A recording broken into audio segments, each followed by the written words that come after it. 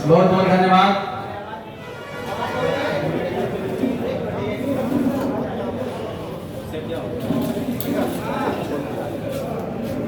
युवा राजद की इस एक दिवसीय बैठक में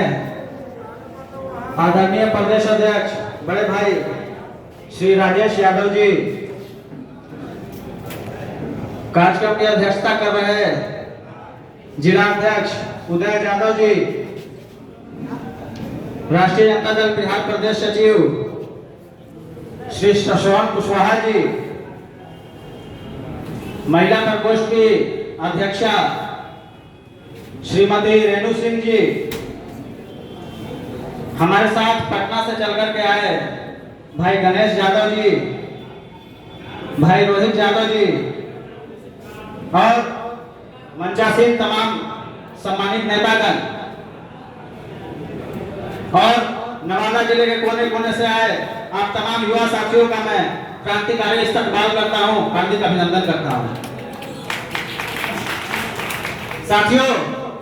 आप तमाम लोग जानते हैं कि आज हमारे देश के अंदर एक अघोषित आपातकालीन स्थिति है।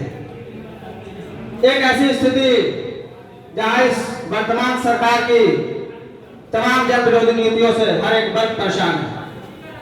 चाहे वो युवा वर्ग हो, छात्र वर्ग हो, महिला हो, पहलवान हो या किसान हो। तो ऐसे परिस्थिति में जब इस देश की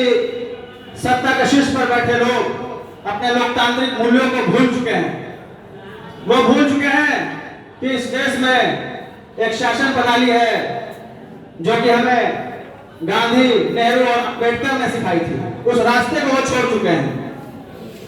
तो ऐसे परिस्थिति में इस देश के युवा और नौजवानों के कंधों पर एक बहुत बड़ी जिम्मेवारी आ जाती है। मैं आपको याद दिलाऊं कि इस देश का युवा वर्ग वो वर्ग है जिसने गांधी जी के साथ कदम से कदम मिला करके आजादी की लड़ाई में कदम से कदम मिला करके उनके साथ देने का काम किया था। मैं आपको याद दिलाऊं कि ये वही युवा वर्ग है जिसने 74 के आंदोलन में जयप्रकाश नारायण के साथ कदम से कदम मिला करके अपनी दिल्ली तक अपनी आवाज दिल्ली तक पहुंचाई थी। तो ऐसे परिस्थिति में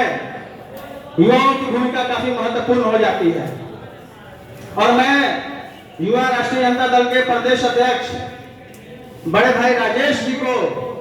विशेष रूप से धन्यवाद देना चाहता हूं कि जिस तरीके से नवमनोनीत होने के तुरंत बाद नई शिक्षा नीति और जातिगत जनगणना का जो मुद्दा है, जिस प्रकार से राजेश जी ने संघर्ष करने का काम किया है, वो काबिले तारीफ है और विशेषतः हम लोग इनको बधाई देने का काम करते हैं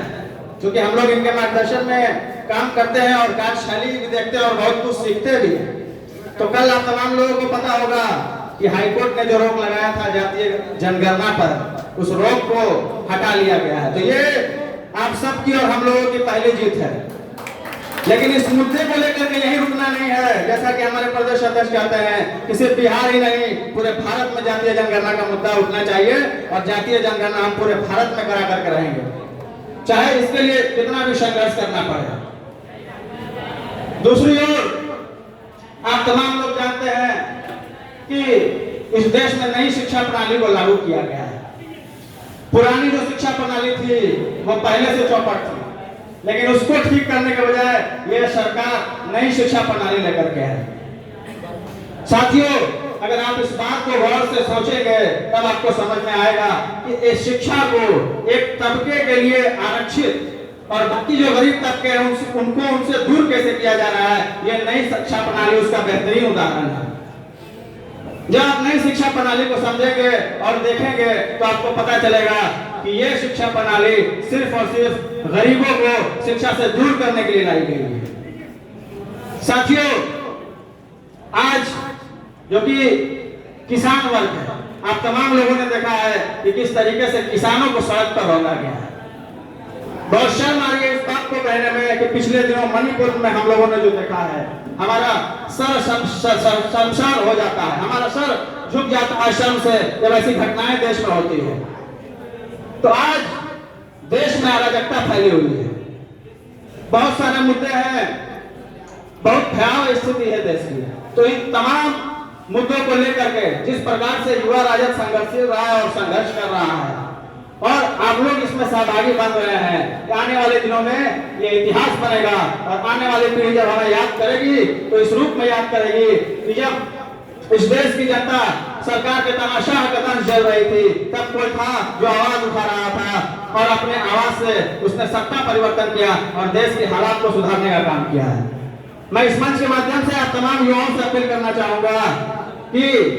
इस लड़ाई में आप तमाम लोग ज्यादा से ज्यादा सहयोग दें और आपके साथ, चूंकि आप तमाम लोग जानते हैं कि ये देश सबसे युवाओं का देश है। इस देश में लगभग 66% के करीब युवा हैं, तो आप तमाम लोग जो लोग आपसे यहाँ पे हैं और जो लोग नहीं आ पाए हैं तो लोगों को जागरूक करने का काम कीजिए और इस मुहिम के साथ ज्यादा से ज्यादा युवाओं को जोड़ने का काम कीजिए। इन्हीं चंद बातों के साथ मैं अपनी बातों को खत्म करना चाहूंगा। बहुत बहुत धन्यवाद। जय राष्ट्रीय जनता दल, जय समाजवाद।